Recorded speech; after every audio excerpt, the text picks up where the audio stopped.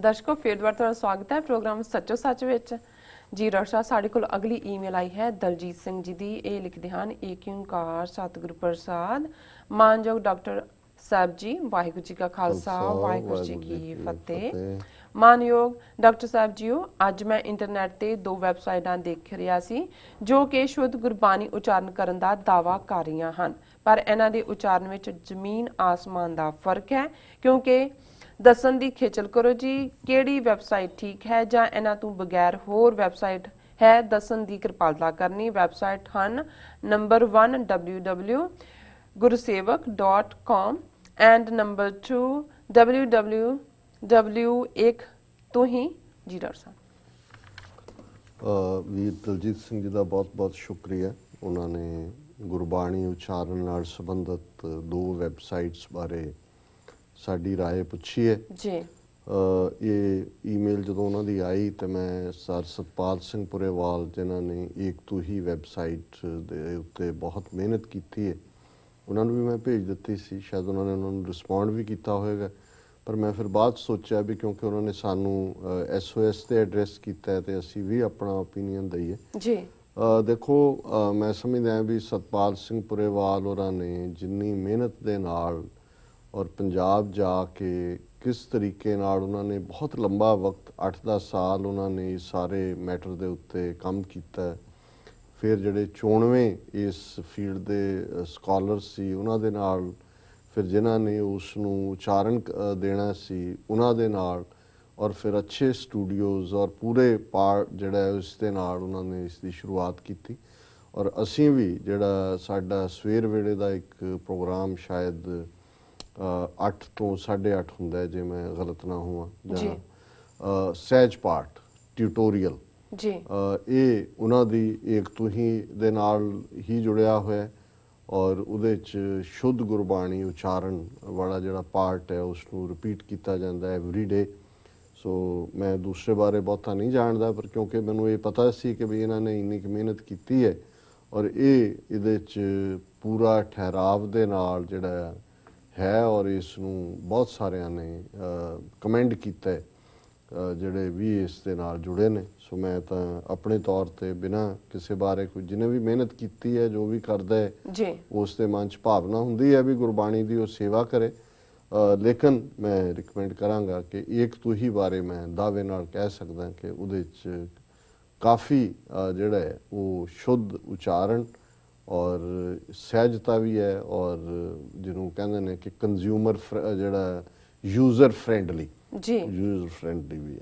ਜੀ ਬਹੁਤ ਸ਼ੁਕਰੀਆ ਜੀ ਡਾਕਟਰ ਸਾਹਿਬ। ਸਾਡੇ ਕੋਲ ਅਗਲਾ ਕਮੈਂਟ ਆਇਆ ਹੈ ਸਾਡੀ ਸਿੱਖ ਨਸਲਕੁਸ਼ੀ ਨਾਲ ਸੰਬੰਧਿਤ ਵੀਡੀਓ ਤੇ ਵੀਰ ਗੁਰਿੰਦਰ ਸਿੰਘ ਜੀ ਦਾ।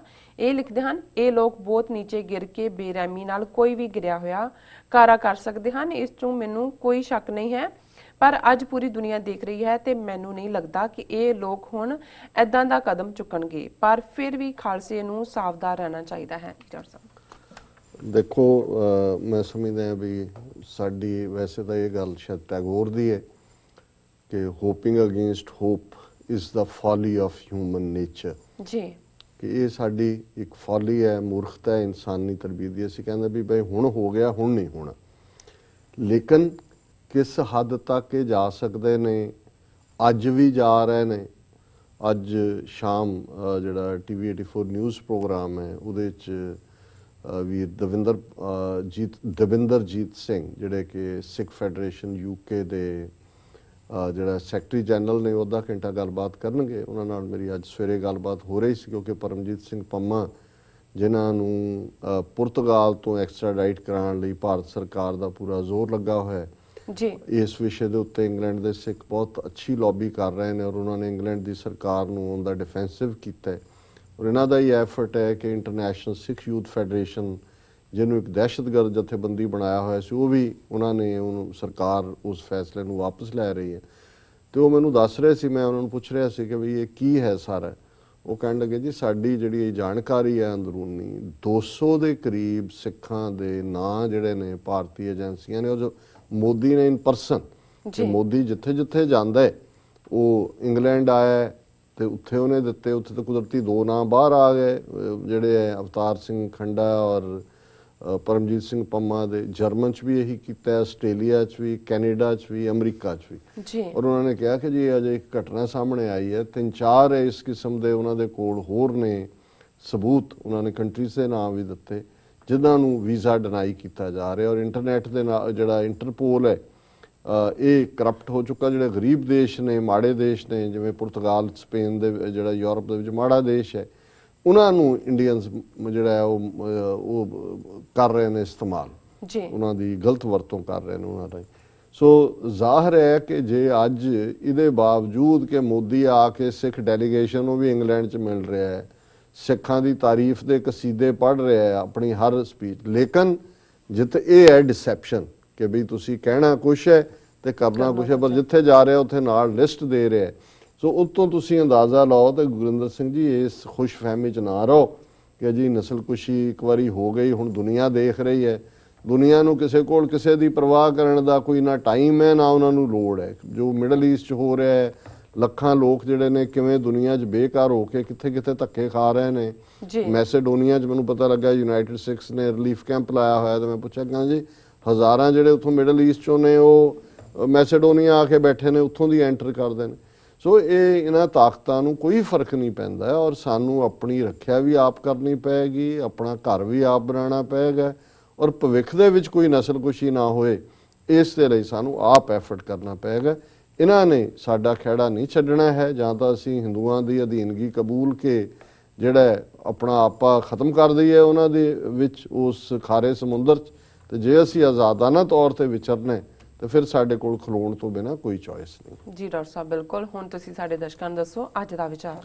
ਅੱਜ ਦੇ ਵਿਚਾਰ ਲਈ ਅਸੀਂ ਭਾਈ ਗੁਰਦਾਸ ਜੀ ਦੇ ਕਵਿਤ ਨੰਬਰ 112 ਨੂੰ ਚੁਣਿਆ ਜੀ, ਤੇ ਇਸ ਦੇ ਸ਼ਬਦ ਨੇ, ਪ੍ਰੇਮ ਰਸ ਅੰਮ੍ਰਿਤ ਨਿਧਾਨ ਪਾਨ ਪੂਰਨ ਹੋਏ, ਉਨ ਮਨ ਉਨਮਤ ਬਿਸਮ ਵਿਸ਼ਵਾਸ ਹੈ, ਆਤਮ ਤਰੰਗ ਬਹੁ ਰੰਗ ਅੰਗ ਅੰਗ ਛਬੀ, अनक अनूप रूप ऊप को प्रगास है, स्वाद बिस्माद बहुविध सुरत, सरब राग नाद बाद बहु बासना सुबास है, परम अद्भुत ब्रह्म आसन सिंहासन में शोभा सभा मंडल अखंडल बिलास है। जी, क्योंकि इस तो पहले कवित चरण शरण गुर एक पैंडा जाए चल, ਸਤਿਗੁਰੂ ਕੋਟ ਪੈਂਡਾ ਆਗੇ ਹੋਏ ਲੇਤਾ ਹੈ। ਹੁਣ ਇਸ ਥਾਟ ਨੂੰ ਕਿ ਜਦੋਂ ਗੁਰੂ ਦੀ ਸੰਗਤ 'ਚ ਆ ਗਏ, ਗੁਰੂ ਦੀ ਰਹਿਮਤ ਹੋਈ, ਪ੍ਰੇਮ ਦਾ ਰਸ ਮਿਲਿਆ, ਮਨ ਦੇ ਅੰਦਰ ਚਾਹ ਹੈ, ਪ੍ਰੇਮ ਰਸ ਅੰਮ੍ਰਿਤ ਨਿਧਾਨ ਪਾਨ ਪੂਰਨ ਹੋਏ। ਪ੍ਰੇਮ ਰਸ ਆਇਆ, ਅੰਮ੍ਰਿਤ ਦਾ ਖਜ਼ਾਨਾ ਸਤਿਗੁਰੂ ਨੇ ਬਖਸ਼ਿਆ, ਉਸ ਨੂੰ ਪਾਨ ਕੀਤਾ, ਗ੍ਰਹਿਣ ਕੀਤਾ ਤੇ ਸਿੱਖ ਮੁਕੰਮਲ ਹੋ ਗਿਆ। ਫਿਰ ਕੀ ਹੋਇਆ? ਉਨ ਮਨ ਉਨ ਮਤ ਬਿਸਮ ਵਿਸ਼ਵਾਸ, ਸਟੇਟ ਆਫ ਐਕਸਟੈਸੀ, ਸਟੇਟ ਆਫ ਜॉय जी, कि इस मन लो जो उन्मन रहे तो तीन लोक की बातें कहे। हुण उन्मन ये है कि मन तो परे दी दुनिया शुरू हुई और उसने बिसम विश्वास है उस एक्सटैसी च, उस आनंद च, उस अगम दे देश दियां उडारियां लवा दित्तियां। आत्म तरंग बहु रंग अंग अंग छवि, छवि कहते ने सुहप्पण नूं, कि हुण जदों आत्मा दे अंदर उस दे प्यार दी तरंग है और वो सारे प्यार दी तरंग, प्यार दा रंग फिर सिख दे अंग अंग चों झलकदा है, उस दे अंग अंग चों वो जिहड़ी खुशबू है और वो जिहड़ा चाह है वो डलकदा है। अनक अनूप, अनूप हुंदा है बहुत सोहना, कि वो बहुत ज़्यादा सुहप्पण उस दे विच आंदा है। रूप ऊप को प्रगास है, प्रगास हुंदा रेडियंस, ਉਹਦਾ ਚਿਹਰਾ ਜਿਹੜਾ ਉਹ ਇੱਕ ਖਿਲਾਹਟ ਦੇ ਵਿੱਚ ਹੈ, ਇੱਕ ਵਿਗਾਸ ਦੇ ਵਿੱਚ ਹੈ, ਇੱਕ ਰੇਡੀਅੰਸ, ਇੱਕ ਰੇਡੀਏਸ਼ਨ ਹੈ ਉਸ ਦੇ ਅੰਦਰ, ਰੇਡੀਅੰਸ ਹੈ। ਸਵਾਦ ਬਿਸਮਾਦ ਬਹੁ ਵਿਵਿਧ ਸੁਰਤ, ਉਹ ਹਮੇਸ਼ਾ ਉਸ ਪਿਆਰ ਦੇ ਸਵਾਦ 'ਚ ਰਹਿੰਦਾ ਹੈ। ਉਸ ਦੀ ਜਿਹੜੀ ਸੁਰਤ ਹੈ ਉਹ ਇੱਕ ਟਿਕਾ ਦੇ ਵਿੱਚ ਹੈ, ਬੇਸ਼ੱਕ ਉਹ ਵਿਭਿੰਨਤਾ ਦੇ ਵਿੱਚ ਹਰ ਚੀਜ਼ ਨੂੰ ਦੇਖ ਰਹੀ ਹੈ, ਪਰ ਉਸ ਚਾਹ ਦੇ ਵਿੱਚ ਹਮੇਸ਼ਾ ਇੱਕ ਟਿਕਾ ਦੇ ਵਿੱਚ ਹੈ। ਸਰਬ ਰਾਗ ਨਾਦ ਬਾਦ ਬਹੁ ਬਾਸਨਾ ਸਬਾਸ ਹੈ, ਕਿ ਸਭ ਕਿਸਮ ਦੇ ਉਸ ਦੇ ਜਿਹੜੇ ਰਾਗ ਨੇ, ਉਹਨਾਂ ਰਾਗ ਦੀਆਂ ਰਾਗਣੀਆਂ ਨੇ, ਨਾਦ ਸ਼ਬਦ ਹੈ, ਬਹੁ ਬਾਸਨਾ ਸੁਬਾਸ ਹੈ। ਇਹਨਾਂ ਸਾਰਿਆਂ ਦੀ ਖੁਸ਼ਬੂ ਉਸ ਦੇ ਅੰਦਰ ਭਰੀ ਜਾਂਦੀ ਹੈ। ਪਰਮ ਅਦਭੁਤ ਬ੍ਰਹਮ ਆਸਨ ਸਿੰਘਾਸਨ में ਉਹ ਪਰਮ ਅਦਭੁਤ ਹੁੰਦਾ ਹੈ, ਵੰਡਰਫੁਲ। ਜੀ ਉਸ ਵੰਡਰਫੁਲ ਸਟੇਟ ਆਫ ਮਾਈਂਡ ਦੇ ਵਿੱਚ ਮਾਨੋ ਉਹ ਹਮੇਸ਼ਾ ਬ੍ਰਹਮ ਦੇ ਆਸਣ ਦੇ ਸਿੰਘਾਸਣ ਤੇ ਬੈਠਾ, ਜੀ ਨਿਰੰਕਾਰ ਦੇ ਉਸ ਚਾਹ ਦੇ ਜਿਹੜਾ ਹੈ ਉਸ ਸਥਿਤੀ ਦੇ ਵਿੱਚ ਉਹ ਵਿਚਰਦਾ ਹੈ। ਸੋਭਾ ਸਭਾ ਮੰਡਲ ਅਖੰਡਲ ਬਿਲਾਸ ਹੈ, ਉਸ ਦੀ ਸੋਭਾ ਹੁੰਦੀ ਹੈ ਹਰ ਮੰਡਲ ਦੇ ਵਿੱਚ। ਆਤਮਿਕ ਦੁਨੀਆ ਦੀ ਗੱਲ ਹੈ। ਦੁਨੀਆ ਕੀ ਕਹਿੰਦੀ ਹੈ? ਬਾਹਰਲੀ ਦੁਨੀਆ ਕੋ ਕਹੇ ਭੂਤਨਾ, ਕੋ ਕਹੇ ਬੇਚਾਰਾ, ਕੋਈ ਆਖੇ ਆਦਮੀ ਨਾਨਕ ਬੇਚਾਰਾ, ਭਇਆ ਦੀਵਾਨਾ ਸ਼ਾਹ ਕਾ ਨਾਨਕ ਬੌਰਾਨਾ। ਇਹ ਵੱਖਰੀ ਦੁਨੀਆ। ਪਰ ਇੱਥੇ ਉਸ ਸੋਭਾ ਦੀ ਗੱਲ ਹੈ ਜਿਹੜੀ ਪਤ ਸੇਤੀ ਘਰ ਜਾਓ, ਜੀ ਕਿ ਜਿੱਥੇ ਤੁਸੀਂ ਬਾਪਤ ਹੋ, ਜਿੱਥੇ ਤੁਸੀਂ ਆਨੰਦ 'ਚ ਹੋ, ਜਿੱਥੇ ਤੁਹਾਨੂੰ ਕੋਈ ਪਰਵਾਹ ਨਹੀਂ ਹੈ, ਕਿਉਂਕਿ ਤੁਸੀਂ ਉਸ ਆਨੰਦ ਦੀ ਸਥਿਤੀ 'ਚ ਹੋ ਜਿੱਥੇ ਜਿਸ ਦੇ ਨਾਲ ਤੁਹਾਡੀ ਇਸ ਕਦਰ ਪ੍ਰੀਤ ਹੈ ਕਿ ਆਖਾਂ ਜੀਵਾਂ ਵਿਸਰੈ ਮਰ ਜਾਉ, ਆਖਣ ਔਖਾ ਸਾਚਾ ਨਾਉ, ਸਾਚੇ ਨਾਮ ਕੀ ਲਾਗੈ ਭੂਖ, ਉਤ ਭੂਖੈ ਖਾਏ ਚਲੀਐ ਦੁਖ, ਸੋ ਕਿਉ ਵਿਸਰੈ ਮੇਰੀ ਮਾਏ, ਸਾਚਾ ਸਾਹਿਬ ਸਾਚੇ ਨਾਏ। ਉਹ ਫਿਰ ਵਿਸਰਦਾ ਨਹੀਂ ਹੈ, ਉਸ ਦੀ ਭੁੱਖ ਲੱਗਦੀ ਹੈ, ਉਸ ਆਨੰਦ ਦੇ ਵਿੱਚ ਹੀ ਸਿੱਖ ਵਿਚਰਦਾ।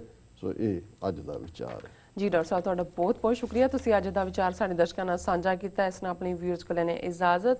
ਵਿਊਅਰਸ, ਸਾਡੇ ਪ੍ਰੋਗਰਾਮ ਦਾ ਸਮਾਂ ਇੱਥੇ ਸਮਾਪਤ ਹੁੰਦਾ। ਤੁਸੀਂ ਆਪਣੀ ਰਾਏ ਤੇ ਸੁਝਾਅ ਸਾਨੂੰ ਭੇਜਣਾ ਨਾ ਭੁੱਲਣਾ। ਸਾਡੇ ਇਸ ਪਤੇ ਤੇ sos@tv84.tv ਤੇ ਅਸੀਂ ਆਪਣਾ ਪ੍ਰੋਗਰਾਮ ਲੈ ਕੇ ਫਿਰ ਦੁਬਾਰਾ ਤੁਹਾਡੇ ਸਾਹਮਣੇ ਹੋਵਾਂਗੇ। ਤਦ ਤੱਕ ਲਈ ਮੈਨੂੰ ਤੇ ਆਪਣੇ ਡਾਕਟਰ ਨੂੰ ਆਗਿਆ ਦਿਓ। ਦੇਖਦੇ ਰਹੋ TV84। ਬੁਲਾ ਦਿਓ ਫਤਿਹ। ਵਾਹਿਗੁਰੂ ਜੀ ਕਾ ਖਾਲਸਾ, ਵਾਹਿਗੁਰੂ ਜੀ ਕੀ ਫਤਿਹ।